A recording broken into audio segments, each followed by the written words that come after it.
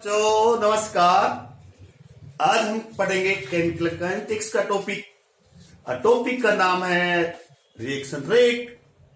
Reaction rate क्या है उसके बारे में समझाएंगे हम। अब ध्यान दीजिए आप, रिएक्शन रेट या रेट ऑफ रिएक्शन क्या होते हैं।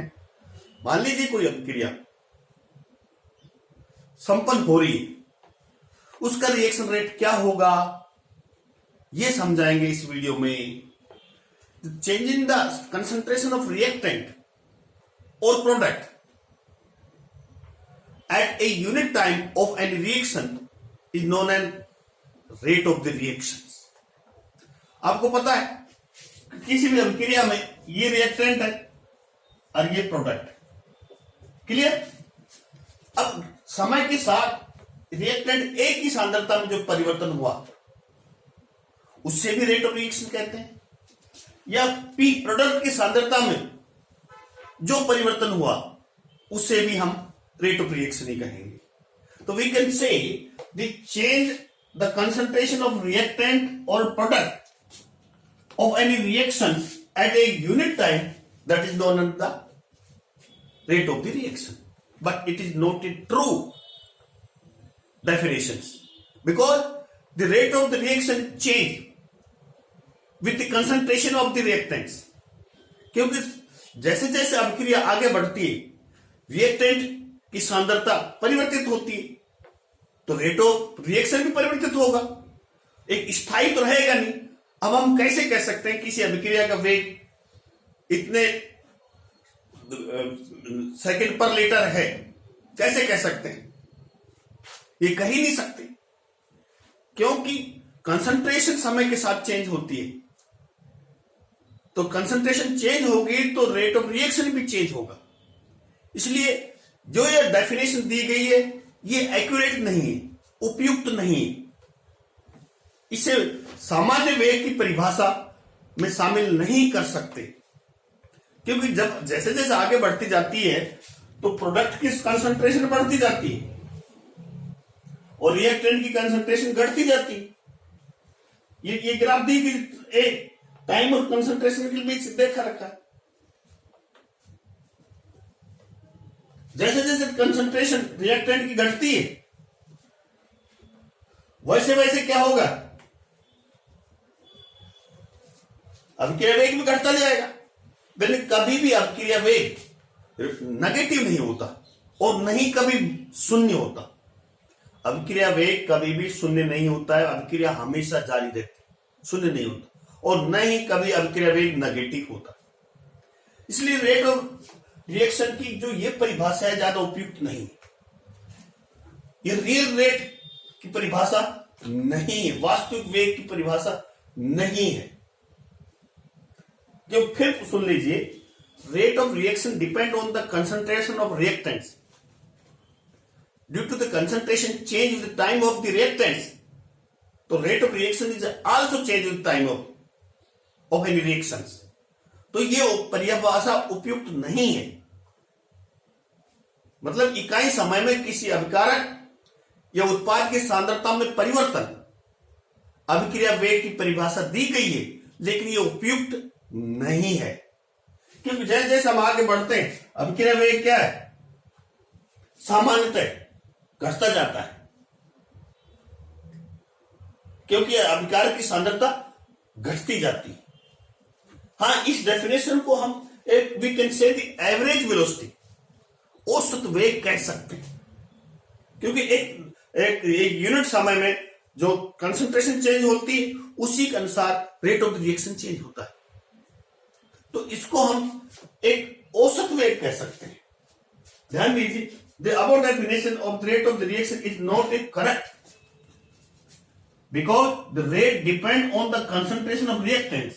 concentration पर निर्भर करता है, which is decreased। क्या चेंज होती है कंसंट्रेशन की, रिएक्टेंट की जो कंसंट्रेशन वो समय के साथ साथ चेंज होती जाती है। सी देखिए, with time, so rate also change with time। it may be average velocity. इसको हम क्या कह सकते हैं, ये क्या हो सकती है, औसत वेग हो सकता है। Clear. if del C is the concentration of reactants or the product and at time del T, then average velocity will be plus minus del C upon del T.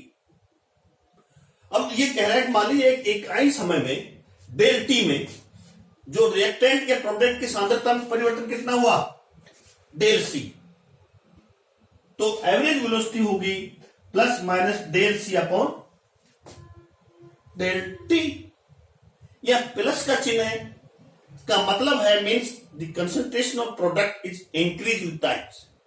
Minus का चिन्ह है means decrease the concentration of the reactants with times, and positive means the increase the concentration of the product। यहां plus और minus चिन्ह का अर्थ यही है। Minus का अर्थ है रिएक्टेंट की सांद्रता समय के साथ घट रही, इसलिए माइनस, उस समय माइनस लगा देंगे। यदि प्रोडक्ट के संबंध में देखें वहां प्लस है, क्योंकि समय के साथ साथ प्रोडक्ट की सांद्रता बढ़ रही। अब इन पर ध्यान दीजिए लीजिए। एक और बात आती है इंस्टेंटेनियस वेलोसिटी, तात्क्षणिक वेग।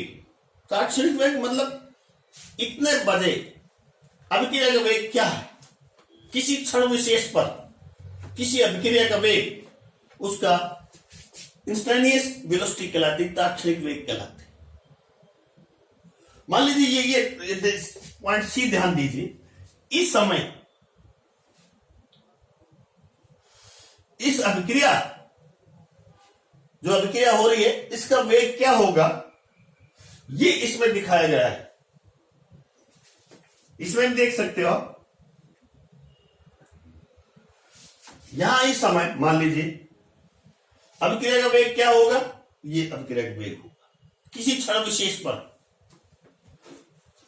किसी अभिक्रिया का वेग तात्क्षणिक वेग कहलाता है। If the DC is the change of the concentration of the reactant or product at any infinitive micro time interval, मतलब अनंत सूक्ष्म समय अंतराल में किसी रिएक्टेंट या प्रोडक्ट की सांद्रता में अंतर जो परिवर्तन हुआ वो डीसी है, किस समय में, डीटी समय में, देन तो तात्क्षणिक वेग होगा plus minus DC upon dt. It can be determined by the negative slope in diagram B, जो डायग्राम B में दिखाया गया है। इससे ज्ञात कर सकते हैं, इससे ज्ञात कर सकते हैं, BC किसी से ज्ञात कर सकते हैं।